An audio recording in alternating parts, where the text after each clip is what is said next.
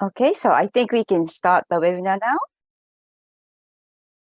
Hi, good afternoon, good evening, or good morning, wherever you are. On behalf of the Jeju Group, which consists of the Korean Institute of Certified Public Accountants, Institute of Singapore Chartered Accountants, and Japanese Institute of Certified Public Accountants, I would like to welcome you today to the webinar on Women Leadership for Sustainable Tomorrow. I am Satsuki Miyahara, the Executive Secretary of the Jeju Group, and I will be your guide for today's webinar. Before we begin, I would like to inform you that this webinar is being recorded. The first part will be a presentation from Ms. Sarah Speirs on mid-career women chartered accountants. And the second half will be a panel discussion moderated by Ms. Jill Santos, where we have invited 4 panelists from the profession in the Asia-Pacific region. And then there will be the Q&A session. As a reminder, views expressed in this webinar are those of the presenters and not necessarily views of the professional accountancy organizations or the firms to which they belong to. While you are listening, if you have any questions, please send them through the Q&A Zoom function at the bottom of the screen. And we will pick them up and try our best to address them during the Q&A session at the end. I would now like to invite Professor In-Ki Joo from Korea, who chairs the Jeju Group, and who is the past president of IFAC. Dr. In-Ki Joo, please, could you give us your opening remarks? Thank you. Thank you, Miyara-san. Good morning, good afternoon, good evening. Hello, colleagues and friends of the global accountancy profession. I am In-Ki Joo, the chair of the Jeju Group. It is my honor to welcome all participants. The Jeju Group is hosting this webinar with the support of ASEAN Federation of Accountants, AFA, Confederation of Asian and Pacific Accountants, CAPA, and the South Asian Federation of Accountants, SAFA. Today's webinar focuses on women leadership for a sustainable tomorrow. First of all, I'd like to recall the International Women's Day on March 8th last month and congratulate all the women in the world again for their remarkable contribution in advancing all sustainable development in many areas, including potentially climate change. Yet women's participation in the contribution to society still remains unfortunately limited, especially in the Asian region. The Gender Gap Index reported by the World Economic Forum shows that we are far behind in this area where compared to regions like Europe and North America. We are living in an era of digital information technology, and the traditional roles of every profession needs to change. In this transformational time, an organization's competitiveness depends on how quickly it can adapt to meet clients' ever-upgrading needs. Education and training are the keys to speedy change and adapting to environments. And these new environments will provide an excellent opportunity for forward-thinking organizations to adjust and improve environment for advancement. Having a gender balance in our profession is not an option. It is a requirement. Female accountants' roles are critical. Their talent and innovative and creative mindsets are valuable for our profession to meet the social expectations and enhance the crucial role professional accountants play. Unless we move forward, the glass ceiling women now face today will directly contribute to our profession's limitations and fly in the face of society's expectations. Our profession should be a leader in improving the gender balance in the Asian region. We need to put ourselves forward as an example, other professions and organizations to follow and get them to join the activities to improve the gender balance in their professions and organizations. With this in mind, Jeju Group will continue to pursue the gender balance issue as one of our key strategic objectives. We will focus on the issue regularly and share our experience and knowledge in advancing gender balance in our region. Today's webinar is the first step of our efforts. I thank ISCA for their initiation of today's webinar. I also thank IFAC for their support of this international event. I would also want to thank today's presenter, Ms. Sarah Speirs, and the four panelists, Ms. Vivienne Chiang from ISCA, Mr. Daijiro Furutani from JICPA, and Ms. Jihee Suh from KICPA, and Ms. Hina Usmani from IFAC for their valuable input, helping us understand possible issues faced in advancing the gender balance. I also thank Ms. Gladeys Jill A. Santos, Foundation President of the Association of CPAs in Public Practice and a member of PAO DAG, IFAC, for helping us moderate the panel discussion. Before ending my remarks, I'd like to offer my sincere appreciation to IFAC, CAPA, AFA, SAFA, and other IFAC network partners collaborating on this event. I would also like to thank JICPA and your STEM members and the Jeju Group's monthly working team for the excellent preparation for this webinar. Thank you.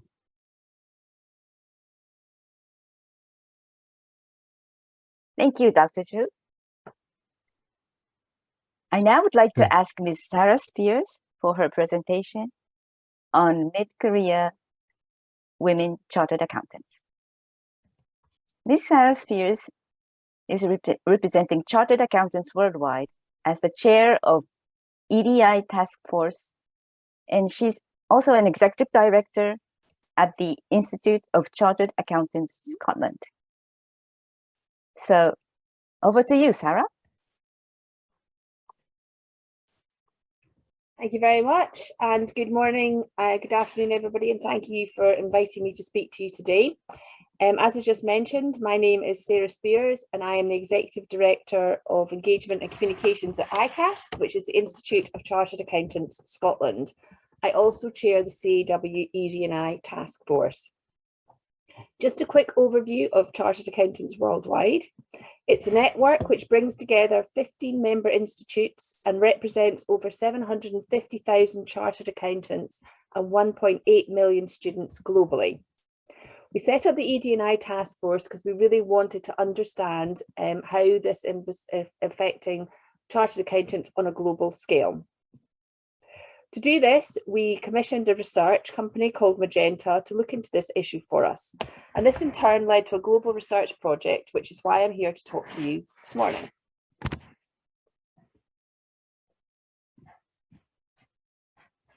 For some reason, my slides don't want to share. Oh, there we go. Can you see that? Oh, go back one. Yes, we can see the slides, but we don't see you. Yes, I've just put it off just now just because of the bandwidth of my network, just to make sure that you can see the slides, and then I'll put myself back on camera at the end. Thank you. Okay. So as I said, we really wanted to understand the career journey of women chartered accountants. To do that, we commissioned a global research report across 7 markets, and you can see the markets there that we highlighted on the slide. So we spoke to female chartered accountants and male chartered accountants in Scotland, Ireland, England and Wales, Zimbabwe, South Africa, Singapore, and Australia and New Zealand.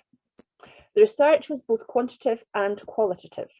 We spent over 60 hours talking to women chartered accountants across the world, as well as their male counterparts, because we wanted to gather all perceptions on this matter. This then led to an online survey which was completed by over 3,500 participants.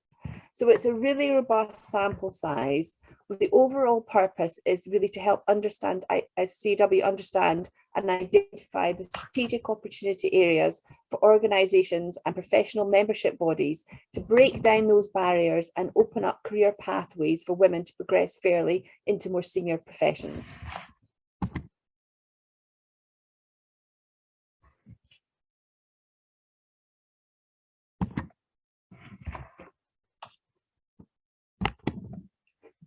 Again, the slide won't move forward. I'll just give it a second and try it again. Is that changing for anybody? Nope. Okay, I'll just continue and hopefully the slides will catch up with ourselves. So throughout their career, women are more likely to experience barriers to their progression. We identified a top 10 barrier list, which unfortunately you can't see on the screen because my screen won't share. But if we look at these top 10 barriers, they are the preventers that stop women from progressing are usually down to the management style within their organisation, the company culture, and unequal opportunities within the organisation. We drilled into this a little further with the women we spoke to during the process, and they highlighted issues like access to projects, access to clients, and not getting the same level opportunities, which inhibited their development of new skills as being the real barrier to allowing them to progress in their career. The culture of the company and the leadership style within the organisation can also be a real challenge. And with many of the women we spoke to noting that they had experienced barriers to progression based on their gender. And interestingly, when we spoke to the men in the sample size, they hadn't experienced those same barriers based on gender. So it really knocked the women's confidence, and it was really quite a stark and different story between the male and women that we spoke to within the sample size.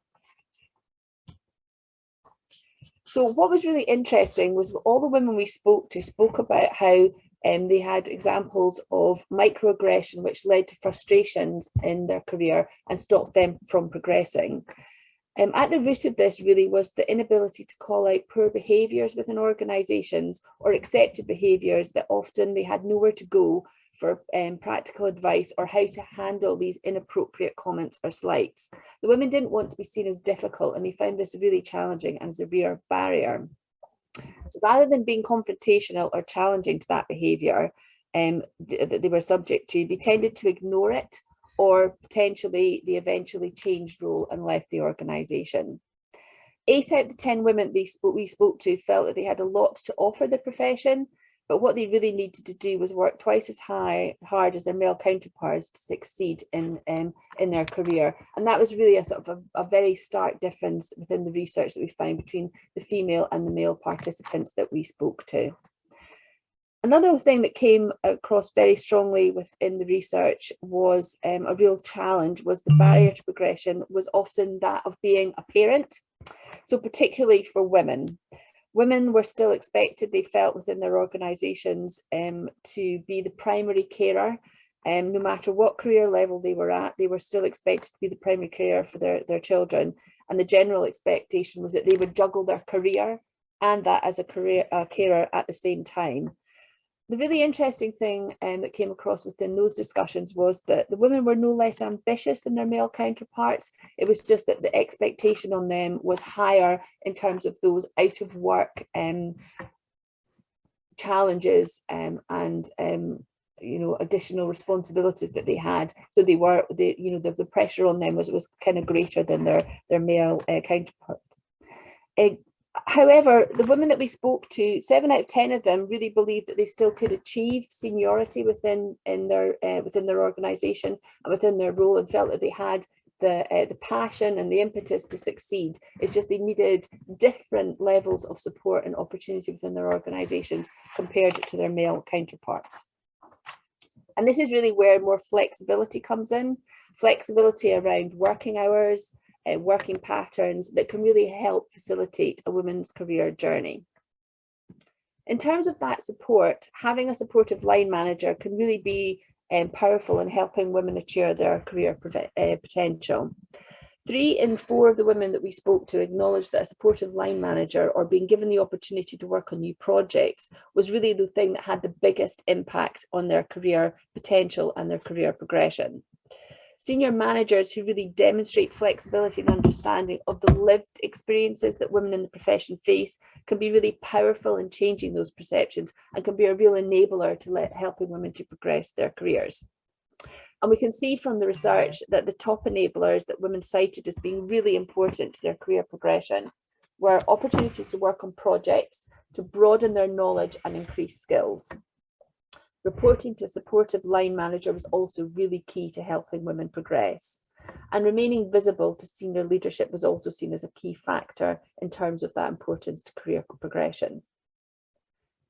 One thing we did find was that because chartered accountancy is a really broad profession and members can work in many, many varied areas and many varied roles, that it was really seen as a flexible career that could offer many advantages to women.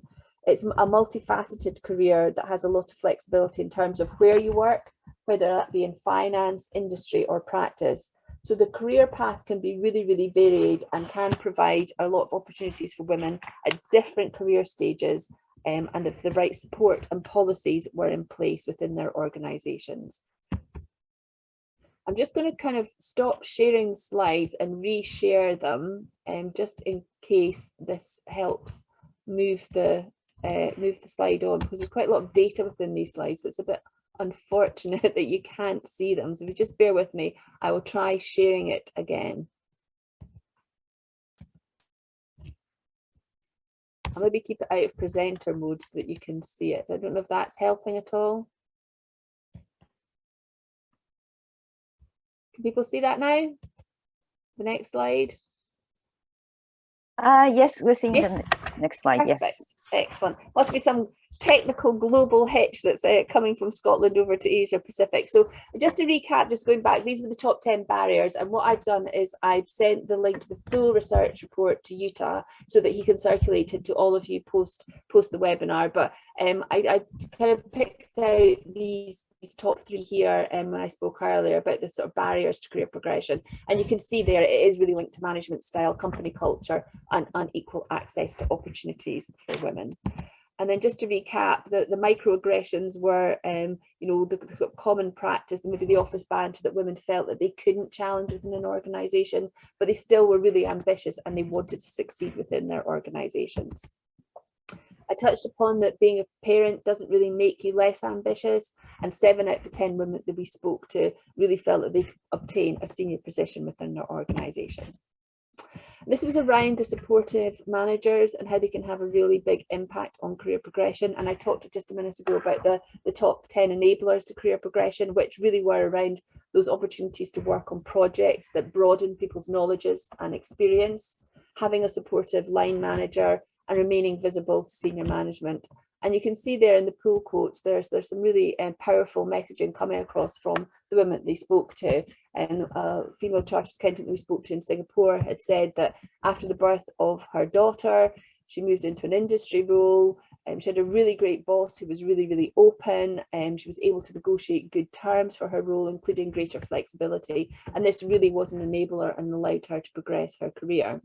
Another lady that we spoke to in Ireland talked about having a supportive boss who would bring her into meetings and get her involved. He would pick out training courses and opportunities that were really, really relevant. And even when he left the company, he suggested to the management team that she would be a replacement for him. So you can actually see the power there of having a really supportive manager and a really supportive culture within an organisation in an enabling environment to help women really progress in their career. On the next slide, so what we talked to women around was, you know, what were the things, practical things that could really make a difference and could really drive change within their organisations. And one of the things that was really highlighted in the research report was networking, and how that could be a powerful tool to make a difference and could really create opportunities for women within the chartered accountancy profession. The downside to that was a lot of mentoring takes place at times in venues that are not that conducive to women. We have a golf club there as an example, and they're often in environments that are not that comfortable for women. So that's really something for organisations to think about and to take away. One really interesting example of how this might be dealt differently was a female chartered accountant we spoke to in New Zealand who was from the Maori culture. And she talked about events being more inclusive and family orientated. So taking children along to networking events was, was seen as kind of normal practice within that culture. And it just made it easier. It was more of an enabler for females to participate in these networking activities. I think the broader point here really is to think about networking in a more inclusive way. What can you be doing to make it different, to make it more conducive to female participation? Thinking about the times and the venues that networking can be held in. Can it be done at different times, in different places and in different formats? So to really think broadly about that inclusive nature of networking and how you can really help women participate in that. So finally, what we wanted to do was to leave you with some of the tangible, practical things that you could maybe do as an employer or a colleague to think about and how you could facilitate change. So the things that we kind of highlighted here is, when we spoke to the women and the men within the survey across the 60 years that we spoke to people around the world, and they kind of picked out the kind of 4 main things that really could drive change within an organisation. One is around supporting women as they learn. So thinking about diversity in your recruitment and your talent pool. So when you're looking to recruit, think about that in terms of your balance within your diversity of your candidate pool. Allowing more flexibility for study time within the working day. And ensuring that equal opportunities available for all staff. It's really about fostering a culture of support and making sure that there are equal opportunities are available really for everybody within your organisation. And this really was seen as an enabler by the female participants that we spoke to as a way of helping them grow and getting the same opportunities as their male counterparts. We talked about an inclusive culture earlier. So this is really about kind of how you can facilitate an inclusive culture within your organisation. And it's about embedding good practice as standards, really, and facilitating those wider opportunities to experience different roles. So that might be through a kind of job sharing opportunities or giving people different projects to work on so that they could really broaden and enrich their skills. And establishing an education program for everybody. So, we didn't want this to be all about the women. This is about everybody within your organisation and giving everybody a fair and open opportunities to succeed and to thrive within the organisation.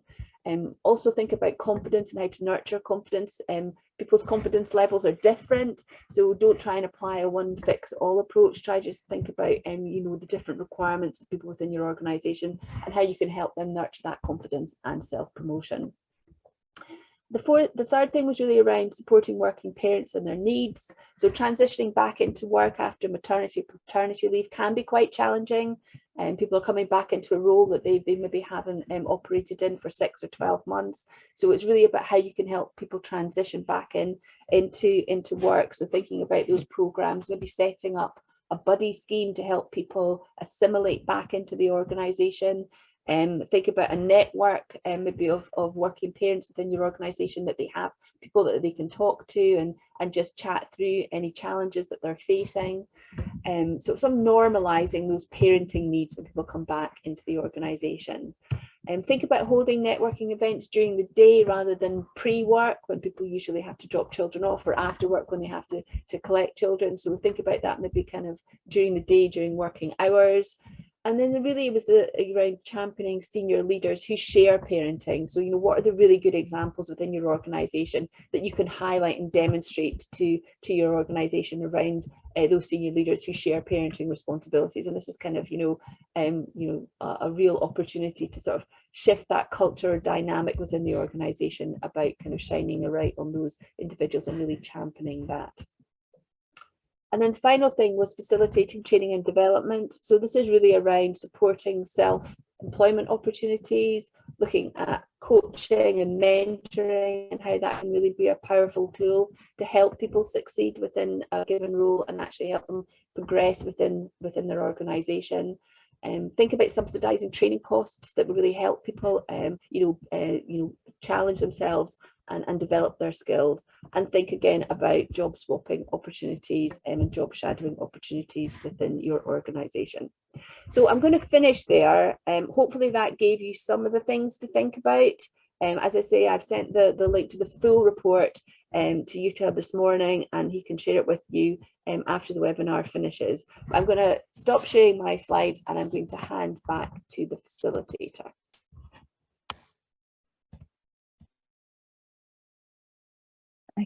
Thank you, Sarah. Yeah, it was very inspiring to hear that this is not just the women accountants issue, but the whole, all the colleagues and also the organization need to address these. And I'm hoping that we can improve the situation going forward. Okay. So going on to the next session. Now I would like to move on to the panel discussion. Women Leadership for a Sustainable Tomorrow. And I will hand over to Ms. Gladeys Jill A. Santos, who is today's panel discussion moderator. Jill is a member of the IFAC PAO Development and Advisory Group. In 2022, she was National President of the Association of Certified Public Accountants in Public Practice. And from 2020 to 2022, Vice President for Operations and Vice President for Public Practice of the Philippines Institute of Certified Public Accountants. She's also the founder and CEO of Jill Santos and Company, a multidisciplinary firm that serves as accountants, auditors, lawyers, and advisors of business organizations. So, Jill, over to you. Thank you very much, Setsuki, for the very kind introduction.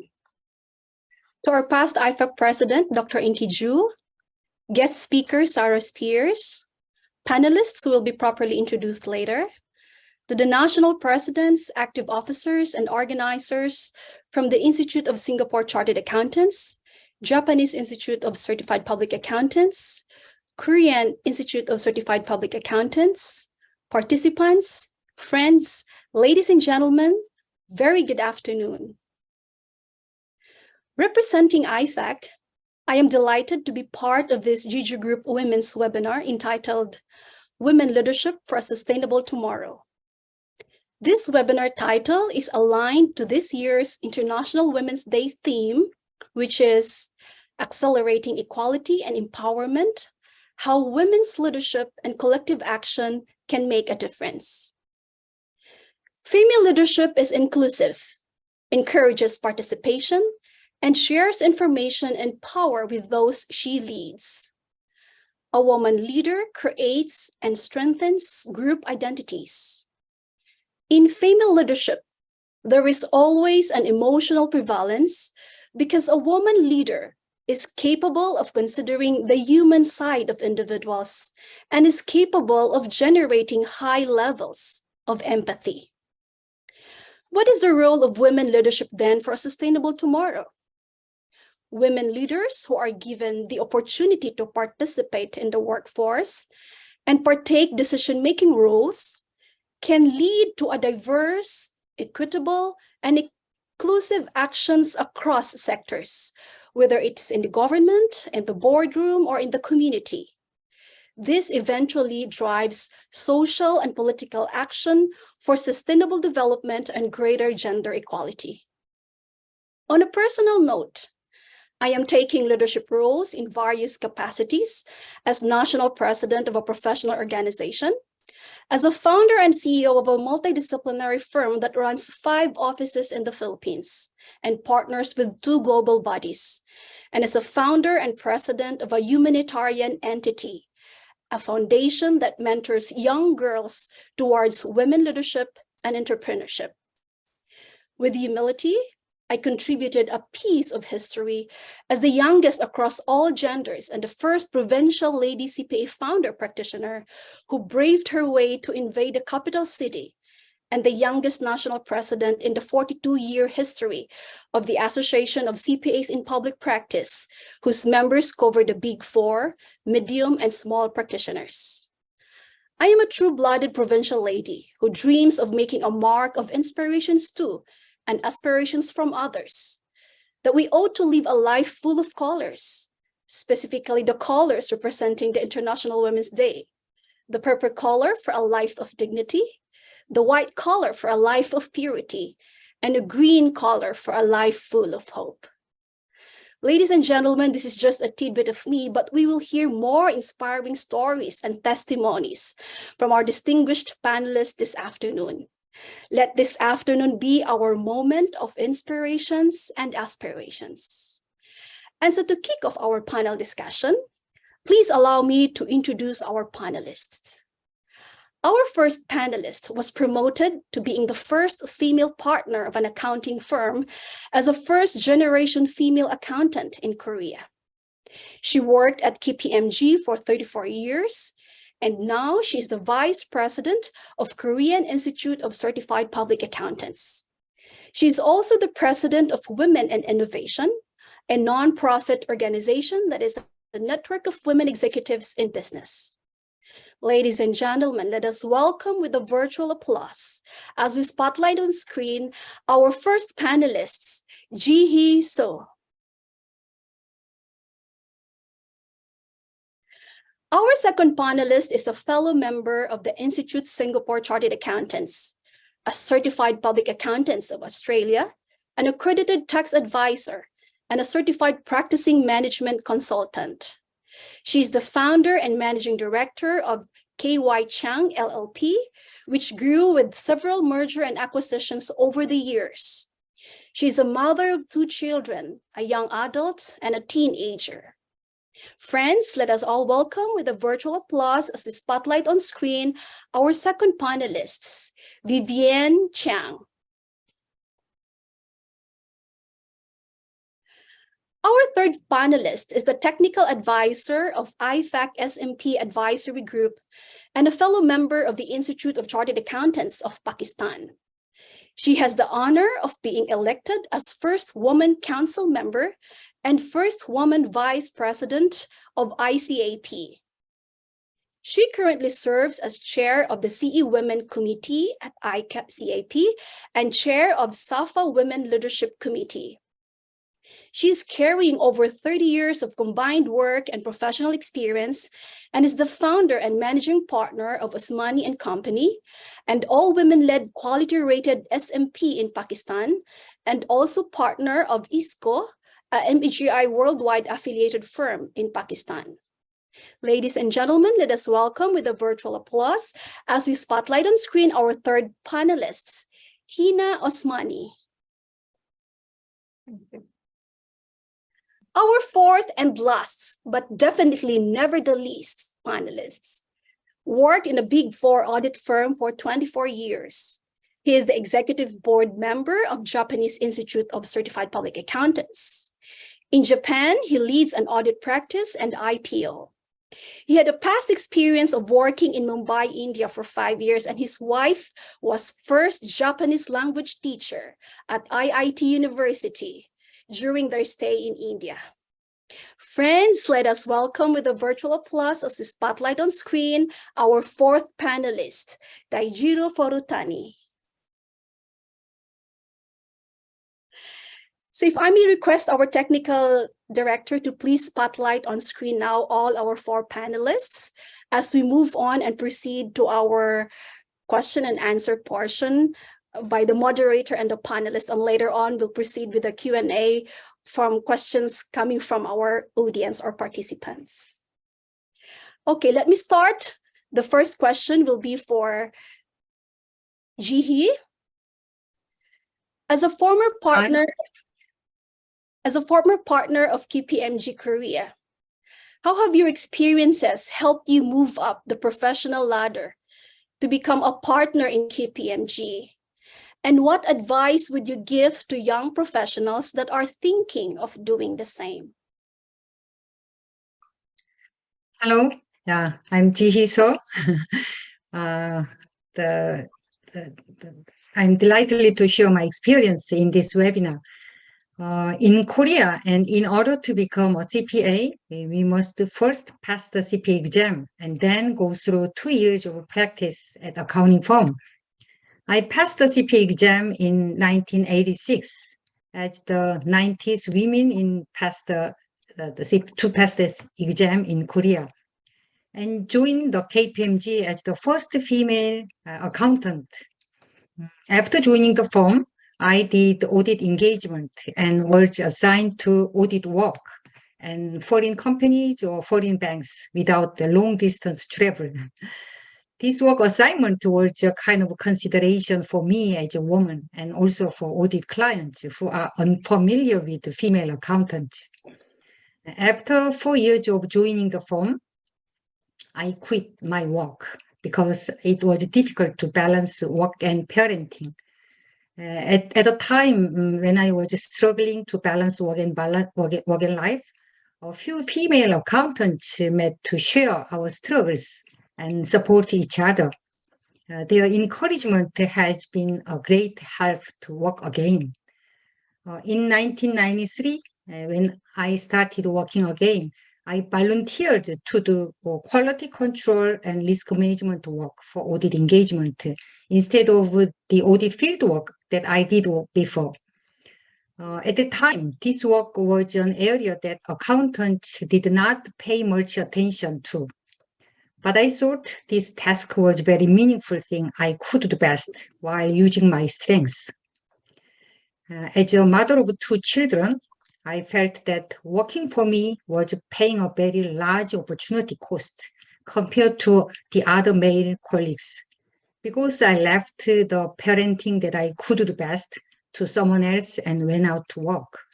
I thought I had to do what I was doing better than anyone else. This thought has motivated me to do my best in my work. Due to the longest experience in audit quality control area in the accounting industry, I was often invited as a panelist at the quality-related seminar and a member of supervisory body-related committees. Also, this experience gave me the opportunity to participate in major committees of governance agencies.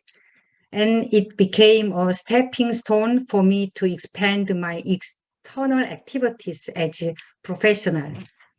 In 2003, I became the first female partner in accounting firm while working in quality control. It was the first case of becoming a partner in accounting firm without learning business. Before that, it was thought that to be a partner, we have to have our own client and work in the field. When I was promoted to the partner, quite a few media interviewed me. I hear that many female juniors saw the interview and dreamed of becoming an accountant and becoming a partner in an accounting firm. Hearing this story made me feel a great sense of responsibility.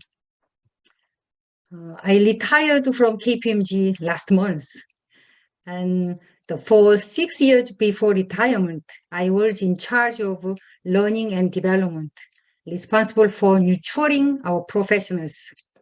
This was the most rewarding job while working as a partner in KPMG. In the early days, there are not many female accountants. So we met informally and networked. But in 1996, when the number of female accountants reached 100 people, the Korean Women CPA was launched. At the time, the 100% accounted for about 2% of the total number of accountants. Through this network, we started to help each other and started our voice to our society.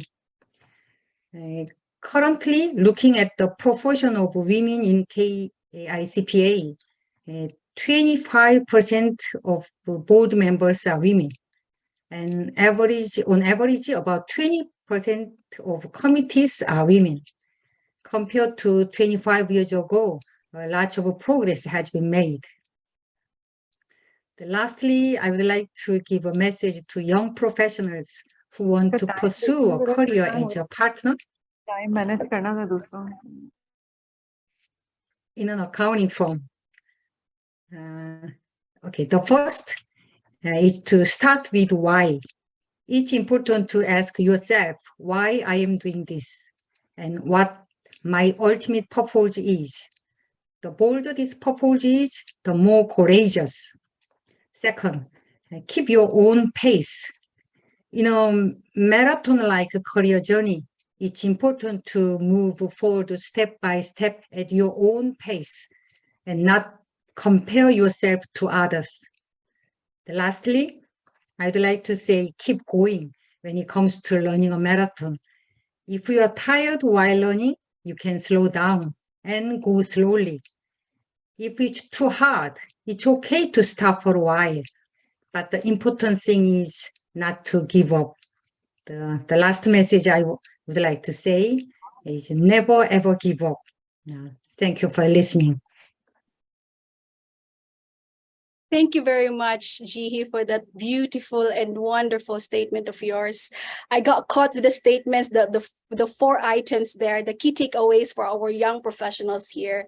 On answering your questions of why, on keeping your own pace, there's no competition at all. Have your own pacing and be a competitor to yourself. Keep going, as they said, when the going gets tough, the tough gets going. And lastly, never give up. Thank you, Jihee. And if I may ask a follow-up questions, would you mind answering a question and sharing with us why are organizations becoming more concerned with diversity and inclusion of their talent pipelines? Yep. I think that the reason why the organization are interested in diversity and inclusion is for very practical reason related to the sustainable growth of the organization.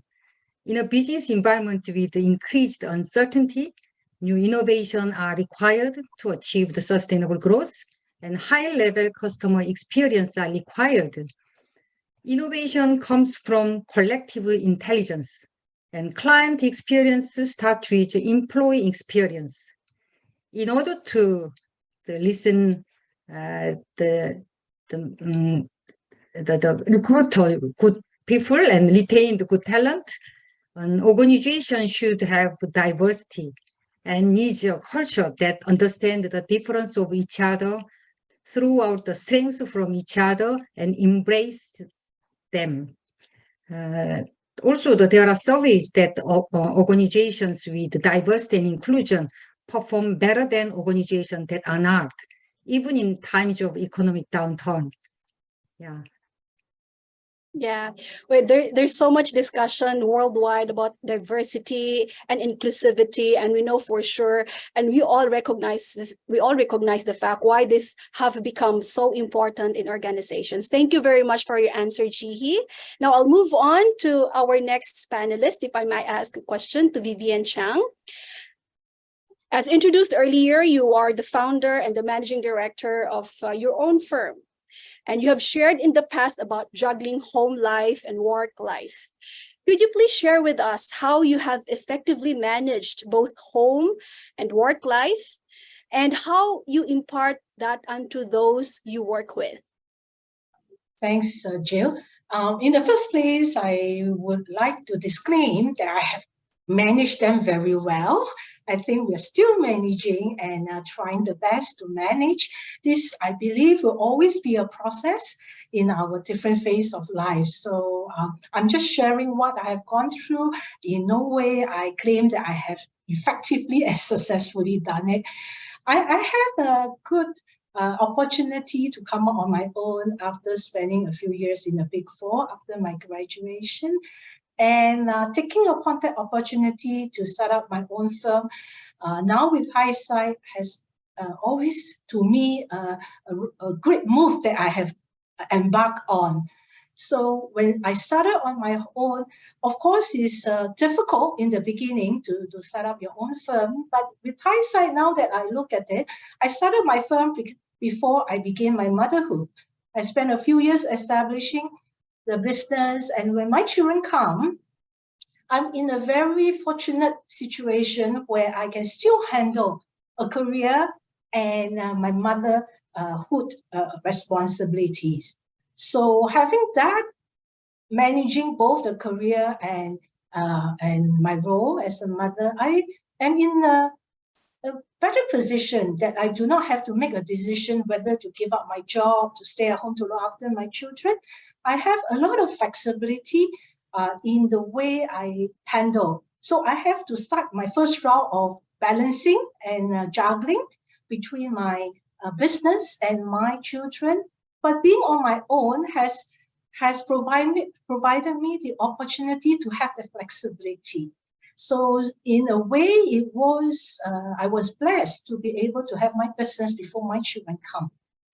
So throughout the raising up the children, I continue with my business because I believe that we do not have to sacrifice either one. We can. With proper planning and adjustment, we can manage both at the same time.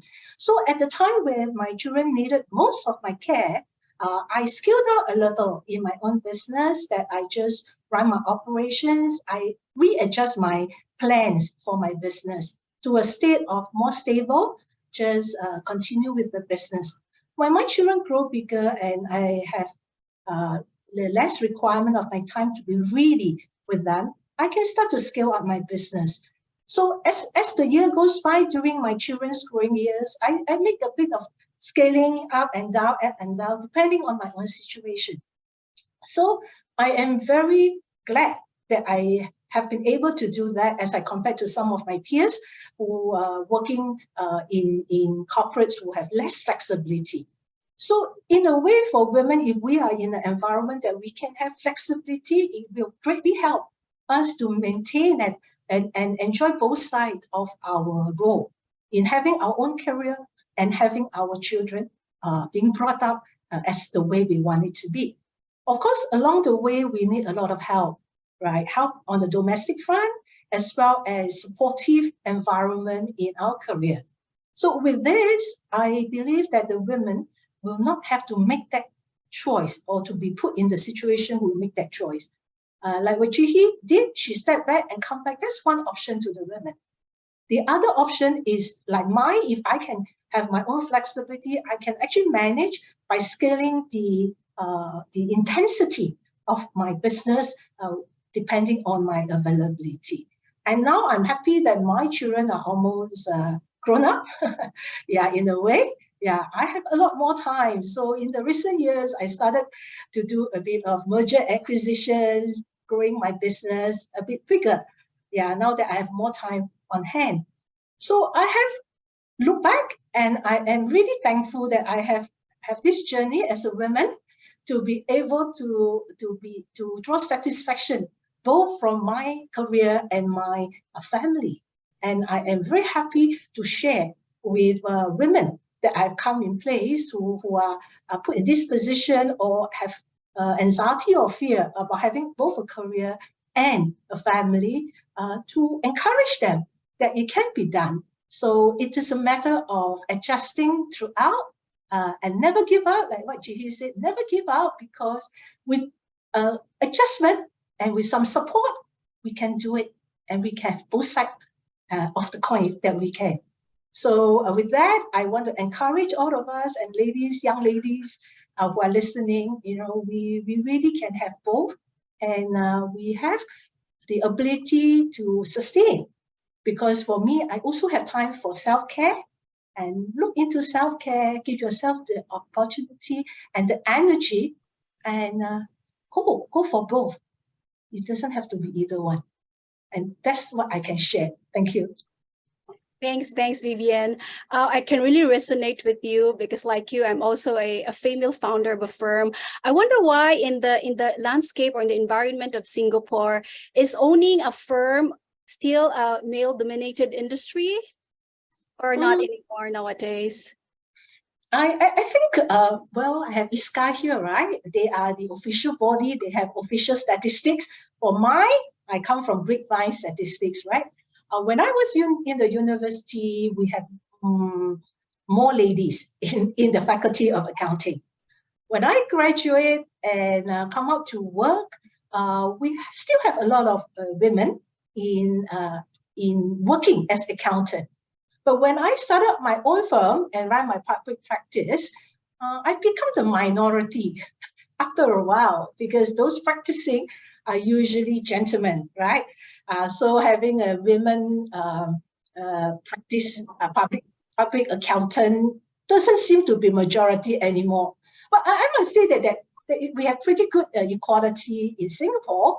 But maybe coming out to practice and owning your own firm, the statistic is that I'm the minority now. Although among the graduates and when I first worked, women seems to be the majority in our faculty.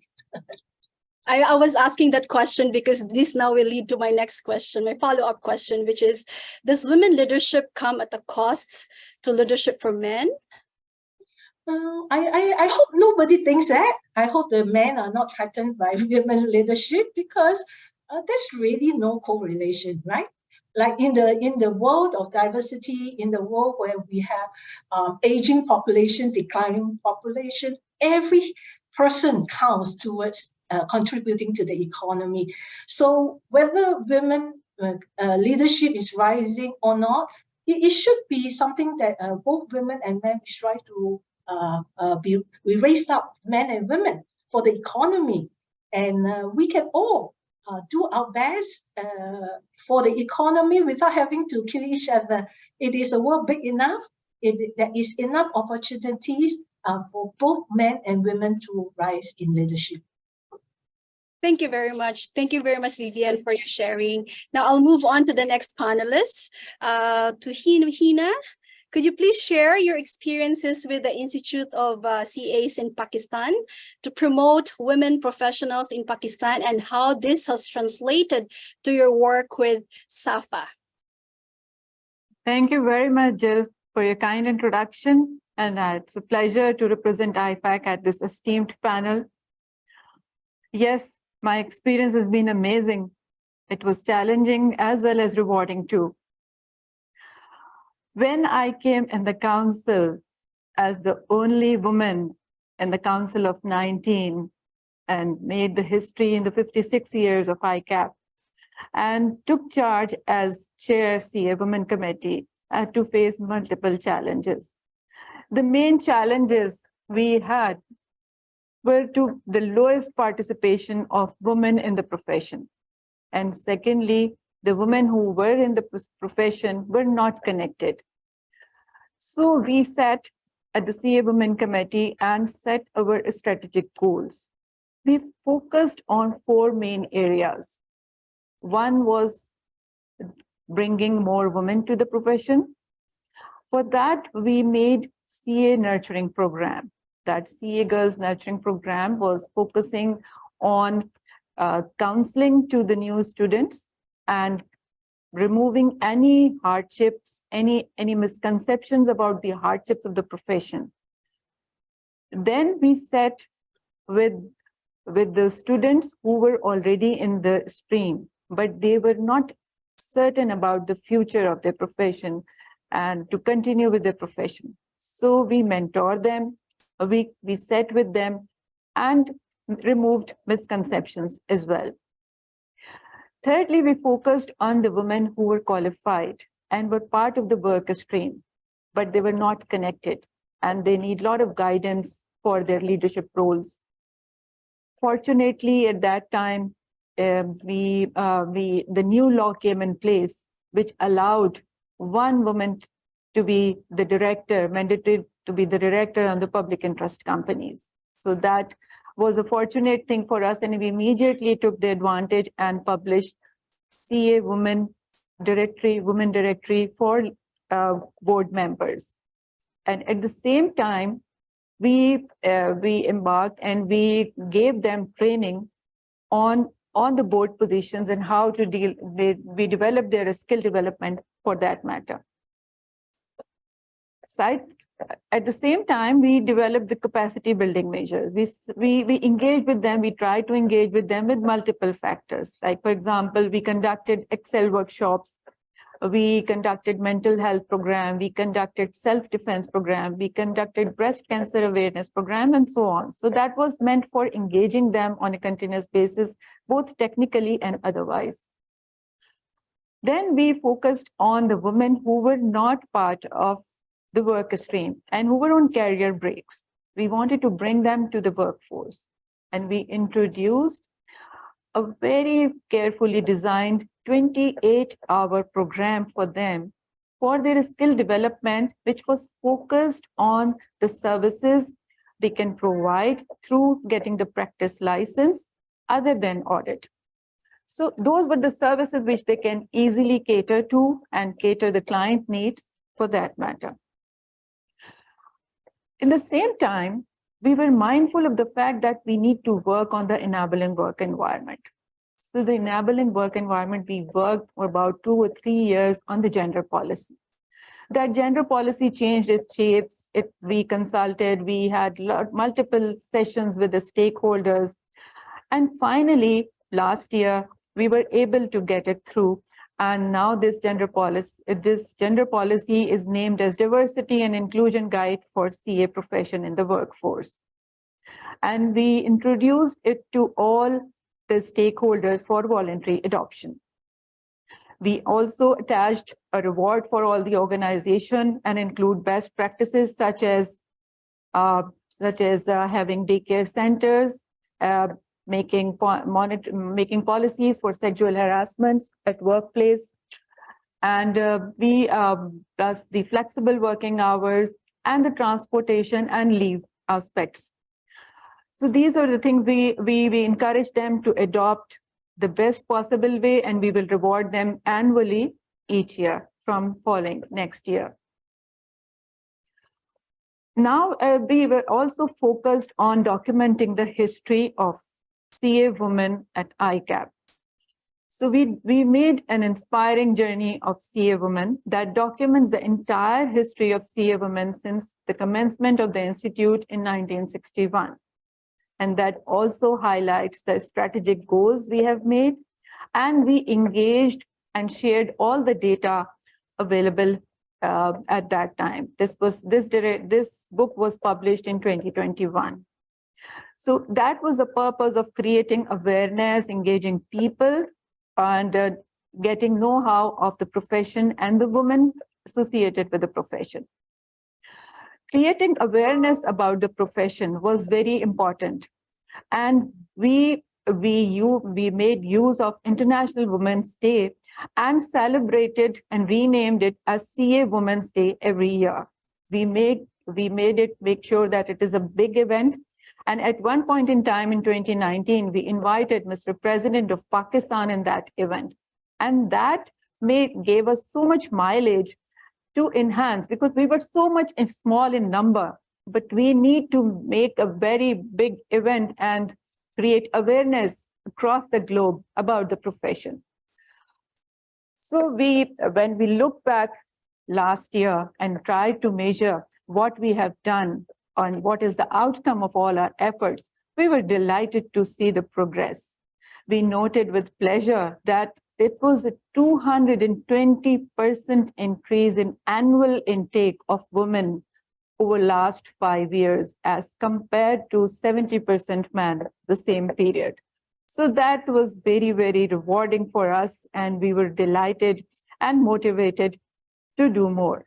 But still, we are far behind in numbers, as if we compare it with the regional statistics.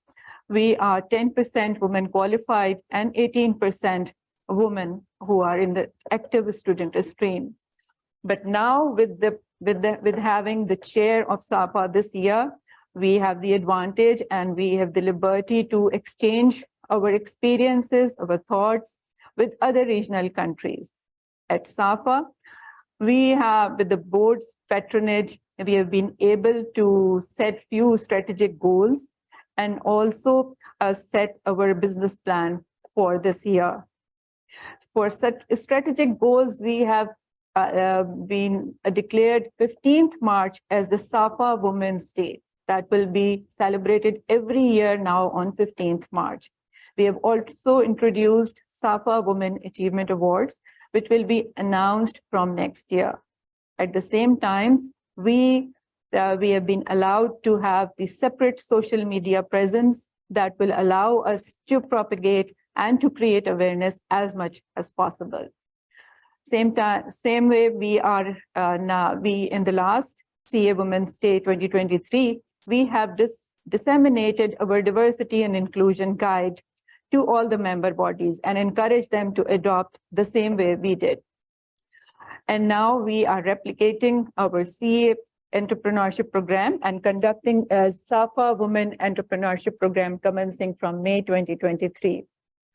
That will be a 22-hour program, and all our women committee members of SAFA will be the trainers of that program. This will be a free of cost program available for all the women of the region. So these are the efforts which we are making, and I'm sure with the regional experiences, exchanging of ideas and initiatives, we are going to move forward and definitely will achieve gender parity in near future. Thank you. Thank you very much, Hina, for that full pack information. Now, like you, I can relate with you.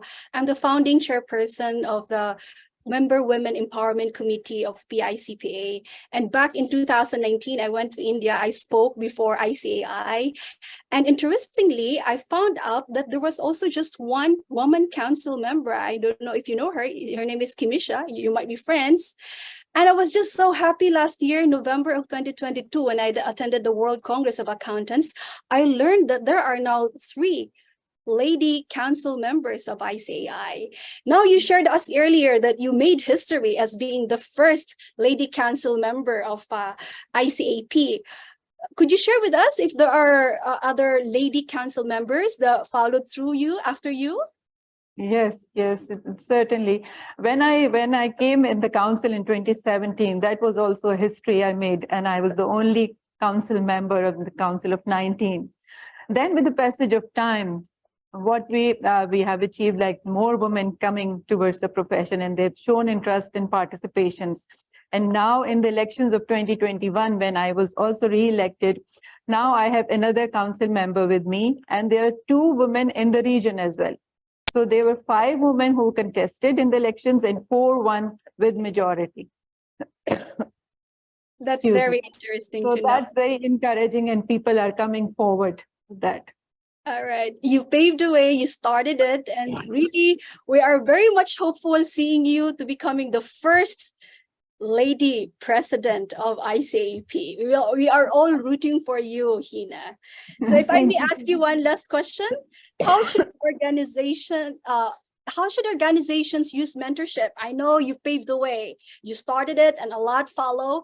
And how should organization like your PEO use mentorship, or you as a person individually in your own capacity, being a founder owner of your firm, can use mentorship as a way to nurture leadership, particularly as we speak women leadership? Yeah, certainly. It's very important that the mentorship program should be in place with all the organizations that help convey the communication between the staff, at the leadership positions, that clear the thought process and how they can move forward to different ladders. But of course, the commitment is very important from everyone's part. Like if the woman is progressing, they should be committed to the profession. They should be committed to their roles, and the who are mentoring, they should understand the dynamics around them, how the people can move forward, and what capacity do they have to take up the leadership roles. So we need to groom them accordingly. We need to build the skill within them, and we need to nurture the mentoring. I think mentoring is a very important aspect which each organization should have. And that helps us, as I said earlier, in our experience also, when we did mentorship, that helps us a lot in clearing the concept of the people, the misconceptions the people were carrying. Without communication, it is very difficult to to remove that and to move forward. So I think it's very important. Thank you very much, Hina. And that ends my question, but hold on, later on we'll come back to you. And we'll now proceed to the last panelists. As I said earlier, the last but never the least, our only gentleman speaker in the house. And we're just so happy to have you here, Mr. Furutani. See, we proved to the audience that indeed there is diversity and inclusivity in many things. So if I may throw the first question to you, could you please provide or could you please share with us the initiatives and activities of GICPA's and DE&I Executive Committee and how these activities have helped the profession in Japan? Okay, thank you for your kind introduction to me. And hello everyone, I'm Daijiro from GICPA. I'm so excited to join this panel. So as a single gentleman, and I'm very happy to introduce our initiative from GICPA. We have three initiatives for women and women leadership CPA. First one is supporting existing women CPA. For example, if we have some life event, for example, having a children, in this case, you may stop your career. And after a few years, you would like to restart your career. In this case, you need a lot of support. For example, upgrading your knowledge about the latest accounting standard, audit standard, something like that, especially near.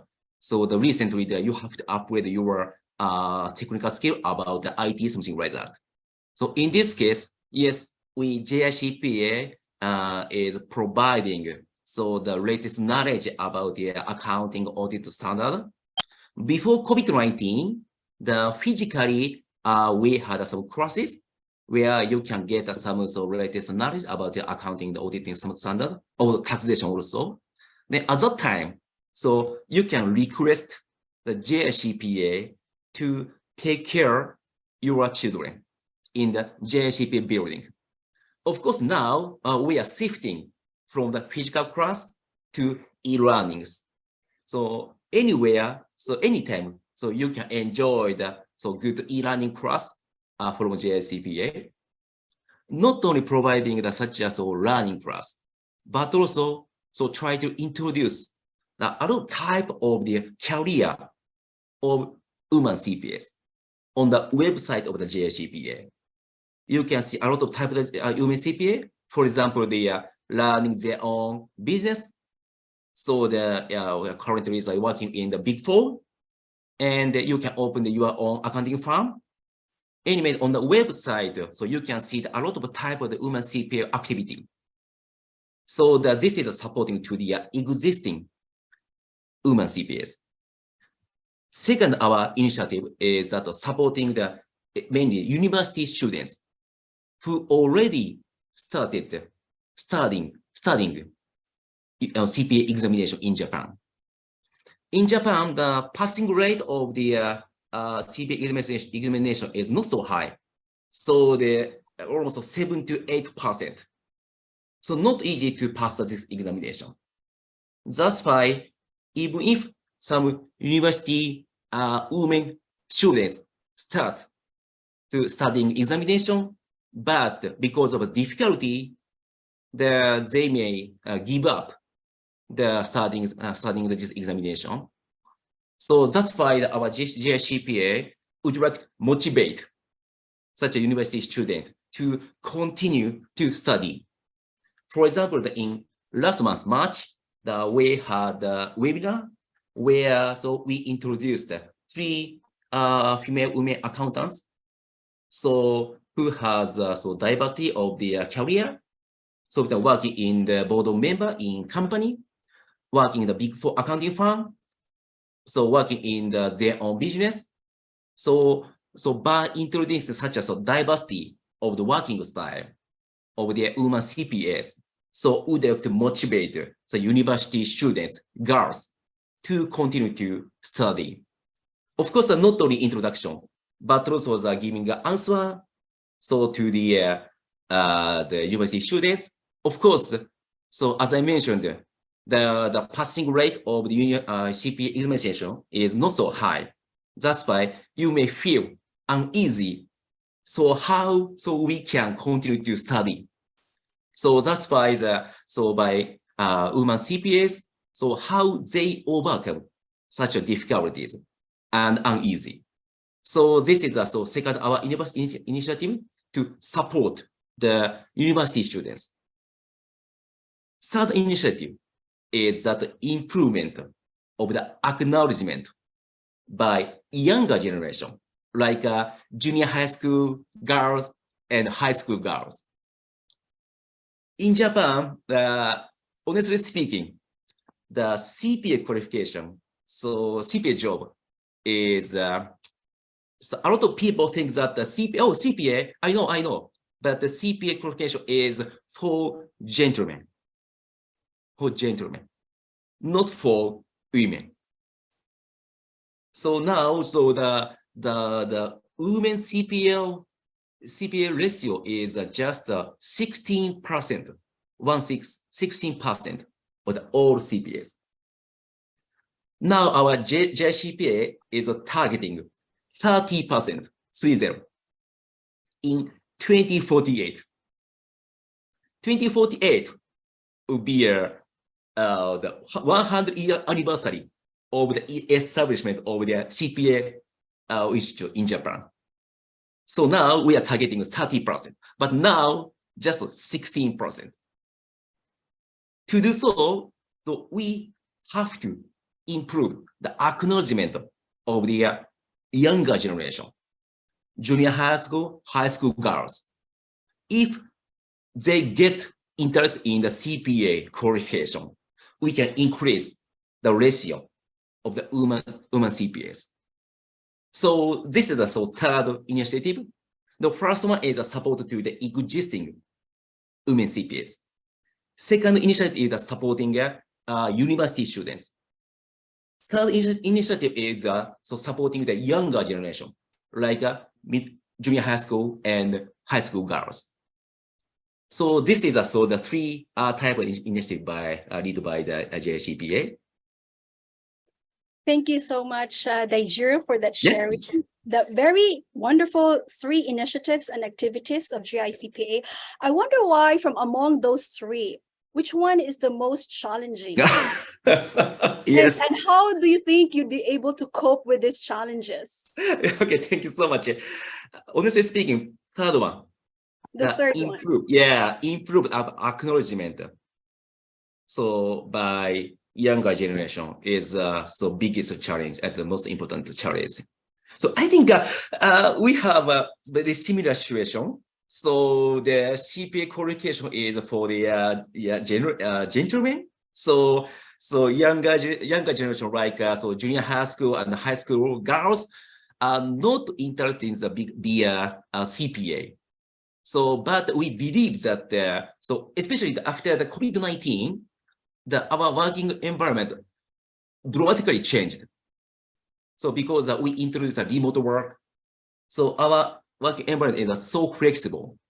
So that's why we believe that CPA qualification and working environment will be suitable for girls and women. So, but it's not easy for us to communicate directly with the younger generation. For example, if you visit high school, yes, hi, we are CPA, JCPA. Can I introduce CPA qualification? No, because high school and junior high school, teachers are so busy, tied up with all classes. So that's why it's not easy to open hours and the class for introduction of our qualification, CPA. Of course, we are trying, but it's not easy. It's not easy, but we should do it. We should do it in order to achieve the 30% women CPA in 2048. So honestly speaking, it's not easy, but today I heard from, for example, Hina-san about her effort to improve the situation in Pakistan. So that's why we have to do it. But honestly speaking, third one is the most challenging. Yeah, I agree with you. I agree with you. We also have a very big challenge in the mentoring program when we approach to schools, different schools and universities, and counsel them and introduce them. So come to the profession. That was the most difficult part because there was a lot of questions coming up. People were not certified, not interested, and not sure about what the future is. It's so and so. So that is, I agree with you. That's also the most difficult part we had here in Pakistan. Hina-san, thank you so much. Thank you so much. We have not given up. We are still continuing with that. Yeah. Even in the COVID days, we did not give up. We did not do the physical things, but we connected through online modes. Yeah. So we continued our connection throughout. Okay, thank you so much. Thank you so much. So Hina-san, yes, we have some difficulty, but we have to do it. And as Jihee-san said, so we have to say that no give up. So for example, for the existing CPA, women CPA, yes, you may slow down and you may restart. So, but no give up. So not only for the existing CPAs, but also, for example, university students who already started studying. So yes, we understand. So studying, so the CPA examination is not so easy. We understand. But we believe that, yes, after COVID-19, our working environment dramatically changed. So at your home, you can work and you can take care of your children. So we believe, so that's why we have to appeal, we have to communicate with the younger generation. But yes, most challenging. That's all. Yeah. As you said earlier, the third initiative was the most challenging because in 25 years from now, you are targeting of making the figures from 16% to 30%. That's still 25 long years from now. I wonder why, or I wonder if there could be something that we can do to attract more of this, because the third one is the younger generations, right? So you think we can somehow lower, because I know these are just targets. You think somehow 25 years is too long years? You think there could be a possibility to somehow decrease this number of years in order to come up with a target of increasing from 16 to 30? Or you're going to tell us straight from our face now that that's how we see it as attainable by that time after 25 years? Yeah, okay. There's no give up. Yeah.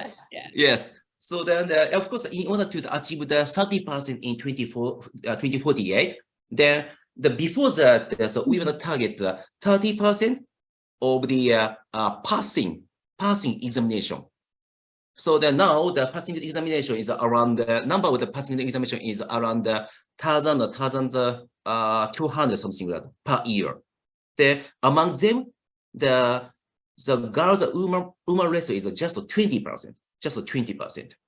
So in order to achieve the 30% in 2048, before that we have to improve the more girls and women would like to apply to CPA examination. So that's why we have to improve this one before the 2048. But yes, it's not easy. So, but no give up, right, Jihee-san? Never give up. Thank you so much. Thank you for your sharing. And now we move on to our Q&A portion from our participants or from our spectators. And I'm happy to note that no less than our past IFAC president is going to throw the first question coming from the audience.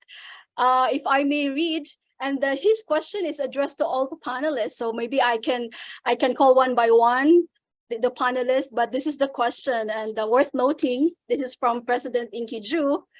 How important it has been to get help from your husband, in the case of the ladies, or from your wife, in the case of our gentleman speaker here, in balancing, continuing your career successfully and raising children.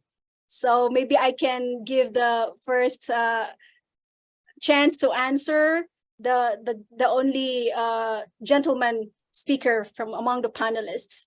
Yes, Daijiro. Okay, thank you so much. So in my case, my wife is working in the university as an English teacher.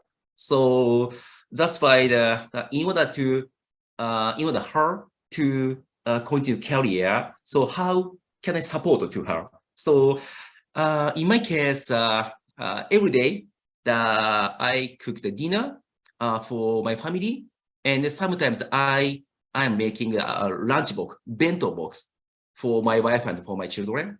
So this is a small support to her, but I believe this is a very big contribution to my family.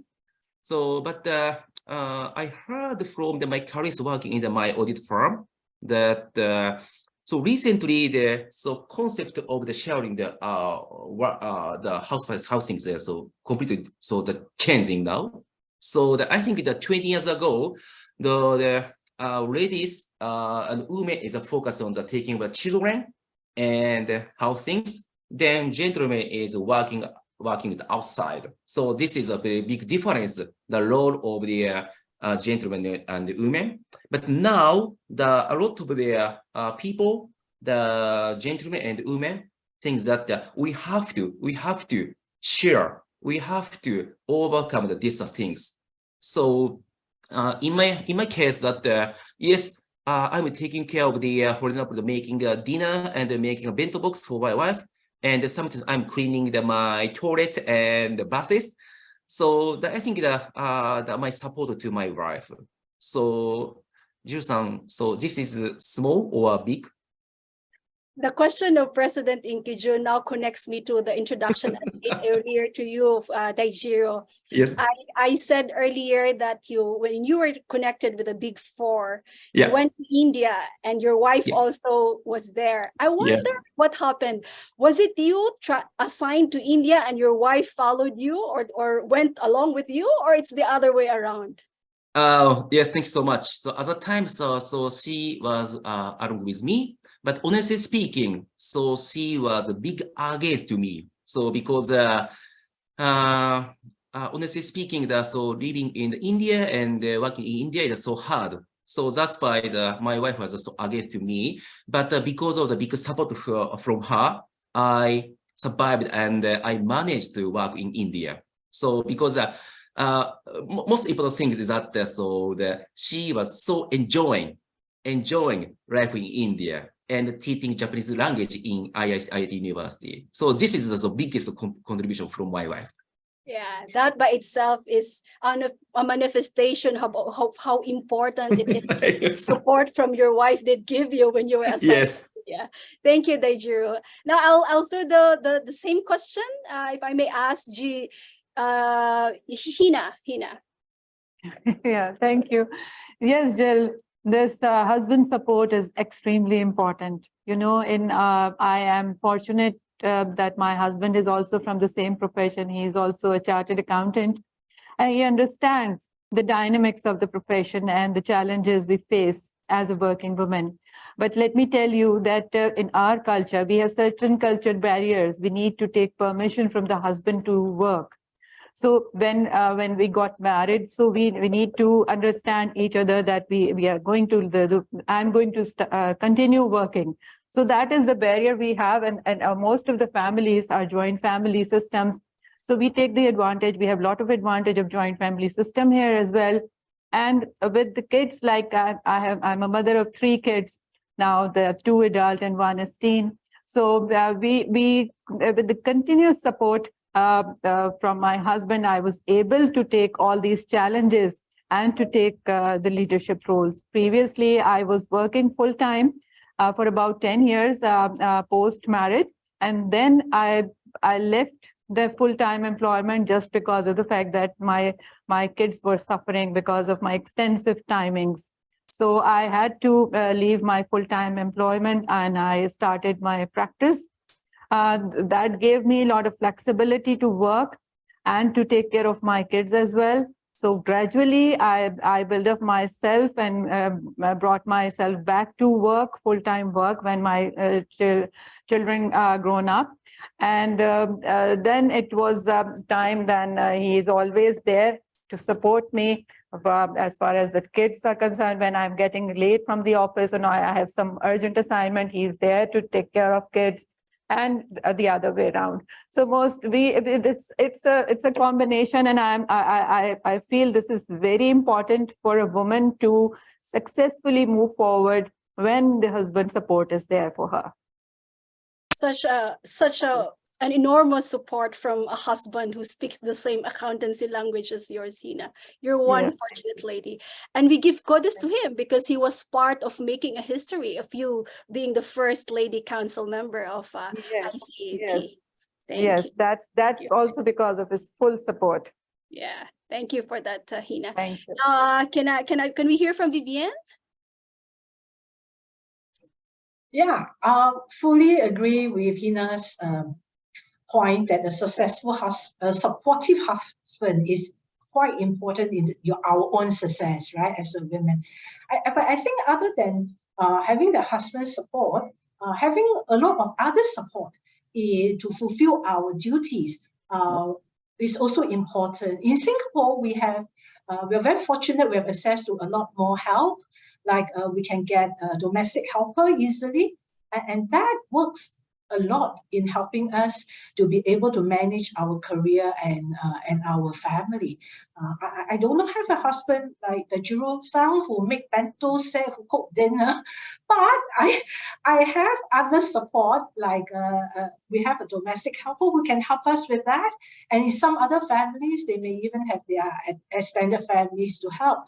So I think for women to be able to manage both, you must harness all help and all support you can find. Do not be restricted to certain help only. I fully encourage that you reach out to all the help you can.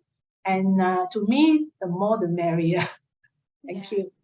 As they say, don't hesitate to ask for help, to ask for support.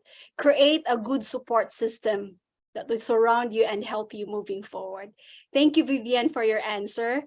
And let me take to Jihee. Hi. The internet connection is not good. Can you hear me? Yeah, you're laudable. Yeah, you're okay. Yeah, audible. Okay. Yeah, absolutely. I agree with that other panels, and the working, doing the working mom is absolutely helped by husband and family, and in my case, and during the day off, the cut off the work period, and I struggled to take care of my baby, and then I rejoined the KPMG, and my husband and my family, the support, positively supported to the whole household, and taking care of my family, the babies. Yeah, it's a good, very important thing, I think. Yeah. Which I must say also, Jihee, that your husband is also a contributor of you making history as the first female lady partner in KPMG, right? Yeah, thank you. Yeah, I think, yeah, I agree with that. I always thanks to my husband. Yeah. Yeah. Kudos to these wonderful husbands. All right, so I'm taking a look at the chat box, and there's no other questions that I can see from here. But before we wrap up, I'd like to ask two or three sentences as a parting words coming from our panelists before we end this session. Can I kick it off from Jihee? Parting words, say thank you, experience, anything you want to say, please do. The floor is yours, Jihee. Yeah, thank you so much. I think that this seminar is very impressive for me, and I want to stress to my young professionals. Yeah, you can keep going and never give up. Yeah. Thank you so much. Thank you, Jihee. And Vivienne? I like to let all the young ladies, young professionals know that it is very wonderful to be a woman. So we are women, and it is such wonderful, and we can make use of us to have both the fulfillment coming from a career and a family. So enjoy and look forward and be in our profession. Thank you. Thanks, Vivienne. Hina? Yeah, my message will be that always move forward, look with positivity. You can do it. I'm an average person. That is the outcome where I am today is the outcome of the hard work and the confidence. I'd never give up. So I agree with that. Never give up. You can do it. Don't never disappoint with the failures. You continue your journey. Be confident in yourself and move forward. I'm sure you will get it. Thank you. Thank you very much, Hina. And lastly, Okay. Yeah, okay. Thank you so much for giving me a good opportunity to talk about the women leadership is very important. And yes, today, never give up. We can support. This is very important. And the third initiative, so approaching to the younger generation. This is one of my important role. Thank you so much. We're looking for that, Daijiro. Okay. So looking forward to that. So really our key takeaways, so much inspirations and aspirations this afternoon in this webinar session of ours. Never give up, keep your pace, no competition. It's beautiful and wonderful to become a lady or to become a woman. All wonderful words that we share this afternoon. And so to close this session, let it be a key takeaway for all of us that without gender equality and women empowerment, a sustainable and equal future will always remain beyond our reach. Hand in hand, therefore, let us all be change makers in advancing the value of women leadership as we recognize its relevance towards a sustainable tomorrow. To the panelists, thank you so much for the great talks. I'm pretty sure everyone is inspired with what transpired this afternoon. And to the spectators, thank you so much for your presence and participations this afternoon. Thank you, President Inkiju, for joining us and holding on with us up until this time. To our guest speaker, Speirs, thank you so much. Ladies and gentlemen, until we meet again virtually, or better yet, physically in the very near future. One more time, thank you so much. And back to you, Satsuki. Thank you, Okay. Jill. Thank you, Jill, and all the panelists from the Asia Pacific region. To close the webinar, I would like to invite Ms. Fan Kaur, Chief Executive Officer of Institute of Singapore Chartered Accountants, to share her closing remarks. So, Fan, over to you. Thank you, Satsuki-san. On behalf of the Jeju Group, I'd like to thank today's speaker, Sarah, and our amazing panel, Jill, the moderator, the panelists, Vivienne, Hina, Jihee, and Daijiro for your insightful sharing. And I could fully resonate with the discussion today, especially the constant struggle in balancing my career and family. So many people have helped me along the journey. One of our panelists today, Vivienne, she's a member of ICAS and a personal friend of mine. And every time when we have time to catch up over coffee, she will always offer good advice on how to manage between home and family and share tips on how we can guide our children to live a purposeful lives. So just now, Jill asked Vivienne about the Singapore accountancy landscape. And I must say that we are doing fairly well in terms of gender diversity. And based on the ICAS statistic, among all our members working in public practice, we have 51% members who are female and 49% members who are male. Not bad, right? Interesting. Yes. So now let me share my parting message to all, to my fellow women and working mothers. I encourage you to empathize with and empower one another. Support your fellow women in the profession by having an open discussion with your team on your challenges and overcome the challenges as a team. Remember the advice from panelist Jihee to always compete with no one else but yourself and strive for a better version of yourself every day. And to all of us who are holding senior positions within the organization, you heard from Sarah about how barriers which obstruct women's progression still exist. And this is what many women have experienced throughout their careers. The challenges facing mid-career women will persist if we do not advocate for the changes we want to see.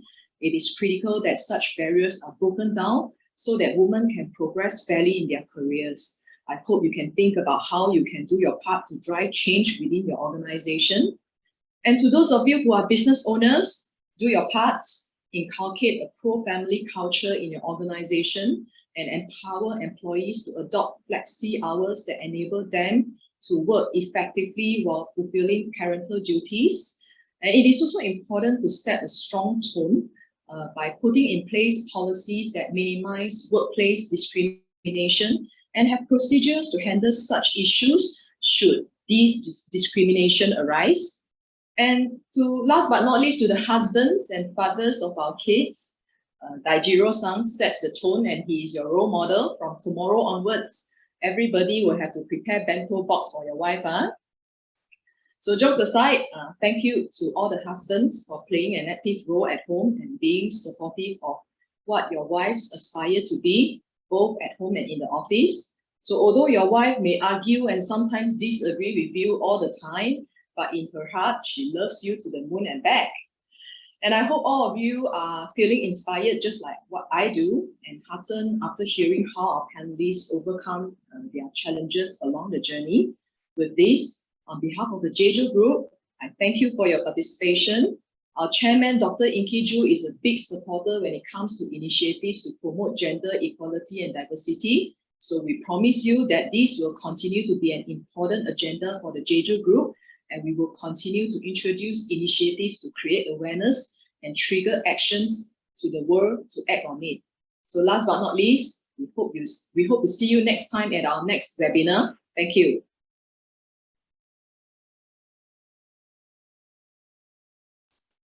Thank you, Sang, Thank you, for your everyone. remarks.